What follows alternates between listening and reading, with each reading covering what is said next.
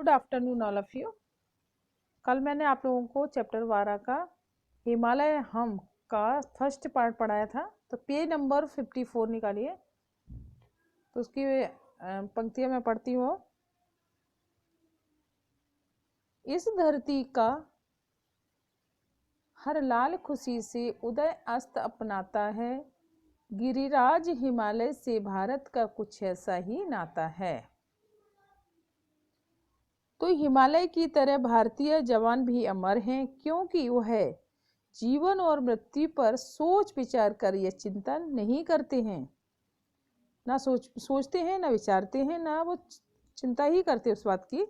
भारत का प्रत्येक निवासी जो सुख दुख और उत्थान पतन समरसता यानी समान भाव से अपनाता है, जीते जीवी और मरते दम तक। पर्वतों का राजा हिमालय से भारतीयों का ऐसा ही अटूट रिश्ता है।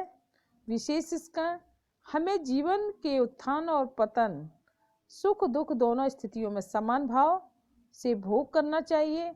लेकिन भारतीय संस्कृति की विशेषताओं का गुणगान किया गया है। लाल में श्लेष अलंकार है, भाषा अत्यंत मधुर सरस है, संगीतात्मक और तुकात्मक है। तो ये आपका ये यहाँ तक 2 लाइनें कल की रह गई थी इसमें। तो अब नेक्स्ट स्टार्ट करते हैं। हर संध्या को इसकी धरती, इसकी छाया सागर सी लंबी होती है, हर सुबह वही फिर गंगा की चादर सी लंबी होती है। इसकी छाया में रंग गहरा है, देश हरा परदेश हरा, हर मौसम है संदेश भरा। इसका पद तल छूने वाला वेदों की गाथा गाता है, गिरिराज हिमालय से भारत का कुछ ऐसा ही नाता है। सागर सी माने समुद्र के समान, चादर सी का अर्थ है चादर की भांति, पद तल का अर्थ होता है तल हटी, संदेश भरा यानी सूचना से भरपूर। प्रस्तुत पद्यांश नेपाल सिंह नेपाली द्वारा रचित कविता हिमालय और हमसे लिया गया है।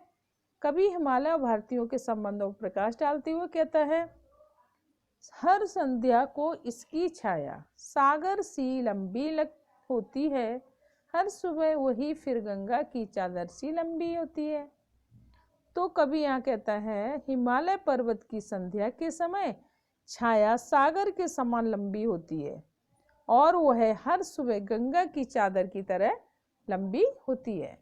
अर्थात हम दूसरे शब्दों में कह सकते हैं, हिमालय पर्वत अत्यंत विशाल विस्तृत है, इसके मैदान अत्यंत विशाल और विस्तृत हैं, जिनमें से हिमालय से निकलने वाली गंगा नदी बहती है।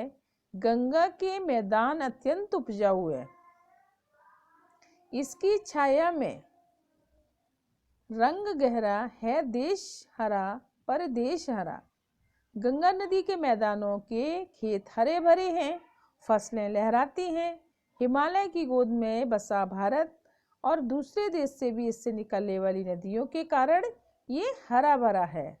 हर मौसम है संदेश भरा, इस देश का प्रत्येक मौसम ऋतु संदेश से भरी हुई है। अर्थात कह सकते हैं, प्रत्येक ऋतु में भारतीयों को कोई न कोई संदेश मिलता है। इसका पद तल छूने वाला वेदों की गाथा गाता है, गिरिराज हिमालय से भारत का कुछ ऐसा ही नाता है। वेदों की रचना भी इसकी गोद में हुई है और आज भी लोग ज्ञान की साधना के लिए हिमालय की ओर ही जाते हैं। दूसरे शब्दों में कह सकते हैं, अर्थात करके कह सकते हैं, वेदों की रचना हिमालय के चरणों में बैठकर हुई है। पर्वत राज हिमालय से हम भारतीयों को कुछ ऐसा ही गहरा संबंध है। विशेष सागर सी लंबी चादर सी लंबी में उपमा अलंकार है, लेकिन हिमालय की इस विशालता को प्रकट किया गया है। और थर्ड, भाषा सरल सरस खड़ी बोली का है प्रयोग। काव्यांश में संगीतात्मक और तुकात्मक है। अगला नेक्स्ट इसके बाद का, जैसा यह अटल अडिग अविचल वैसे ही वह हम भारतवासी है। अमर भारतीय है, अमर हिमालय धरती पर जो भारतवासी अविनाशी, कोई क्या हमको ललकारे, हम कभी न हिंसा से हारे। दुख देकर हमको क्या मारे, गंगा का जल जो भी पी ले वह दुख में भी मुस्कुराता। गिरिराज हिमालय से भारत का कुछ ऐसा ही नाता है। तो इसका पहले कठिन शब्दों को, अटल यानी न टलने वाला, अडिग यानी न डिगने वाला, अविचल माने स्थिर, अविनाशी यानी जिसका नाश न हो, जो नष्ट न हो। प्रस्तुत पद्यांश में नेपाली जी ने बताया है कि हिमालय की तरह हम भी अविचल और अमर हैं। उन्होंने हिमालय और भारतीयों से संबंध का वर्णन किया करते हुए हिमालय और भारतीयों के समान गुणों का वर्णन किया है। अति पावन गंगा जल का महत्व भी कवि ने प्रस्तुत पद्यांश में स्पष्ट किया है। जैसा यह अटल अडिग अविचल जय, वैसे ही भारतवासी। जिस प्रकार हिमालय पर्वत अटल अडिग और निश्चल है, ठीक उसी प्रकार भारतवासी भी अपने प्रण व अपने निश्चय पर अडिग रहते हैं। अमर हिमालय धरती पर भारत अविनाशी। भारत एक बार जिस बात को ठान लेता है वह फिर जान देकर ही प्रतिज्ञा को पूर्ण करते हैं। कोई क्या हमको ललकारे, हम कभी न हिंसा से हारे। तो उनका तो मूल मंत्र है, प्राण जाए पर वचन न जाए। जिस प्रकार धरती पर हिमालय अमर है, उसी प्रकार भारत में रहने वाले भारतीय भी अमर हैं, शाश्वत हैं। गंगा का जल जो भी पी ले। भारतीयों की इसी विशेषता के कारण कवि इकबाल ने भी कहा है, कुछ बात है कि हस्ती मिटती नहीं हमारी, सदियों रहा है दुश्मन दौरे जहां हमारा। तो अनेक हिंसक आक्रमणकारियों ने, मुसलमान और अंग्रेजों ने हम पर अनेक हमले किए, बहुत सारी यातनाएं भी दी, लहूलुहान भी किया, अत्याचार किए, फिर भी हम उनसे पराजित नहीं हुए। तन पर अत्याचार सहते हुए भी हम नहीं हारते। दूसरे शब्दों में अर्थ बता रही हूं मैं। आगे कवि कहता है, नीचे की 2 लाइन का बता रहे हैं, वो अर्थार्थ में करके हमने 2 अर्थ बताए थे आप लोगों को। गंगा का जल जो भी पी ले वह दुख में भी मुस्कुराता है। आगे कवि कहता है कि पावनी नदी गंगा है, जिसका गंगा जल पीकर भारतीय हर दुख दर्द हंसकर झेल लेता है। हिमालय पर्वत से निकालने वाली गंगा नदी का जल जो भी पी लेता है वह दुख में भी हंसता रहता है। कहने का तात्पर्य है, गिरिराज हिमालय से भारत का कुछ ऐसा ही नाता है। इस प्रकार गंगा नदी के कारण हिमालय के साथ हमारा अटूट संबंध है, जो अमृत तुल्य जल का पान करने पर भारतवासी भी अमर बन जाते हैं। इसके विशेष भारतीय संस्कृति संसार की प्राचीनतम संस्कृति है। सेकंड, हिमालय के लिए अटल अडिग अविचल विशेषणों का सार्थक प्रयोग किया गया है यहाँ पर। थर्ड, अटल अडिग अविचल अमर अविनाशी में अनुप्रास अलंकार है। दुख में भी मुस्कुराता पंक्ति में विरोधाभास है। अगला का पद्यांश, टकराते हैं इससे बादल जो खुद पानी हो जाते हैं, तूफान चले जाते तो वे ठोकर खाकर सो जाते हैं। जब जब जनता को विपदा दी, तब तब निकले लाखों गांधी, तलवारों से टूटी आंधी, तलवारों से टूटी आंधी। इसकी छाया में तूफान चिरागों से शर्माता है। गिरिराज हिमालय से भारत का कुछ ऐसा ही नाता है। तूफान का अर्थ होता है आंधी, ठोकर खाना का अर्थ होता है इधर उधर भटकना, विपदा का अर्थ होता है संकट। प्रस्तुत काव्यांश गोपाल सिंह नेपाली द्वारा रचित कविता हिमालय से ली गई है।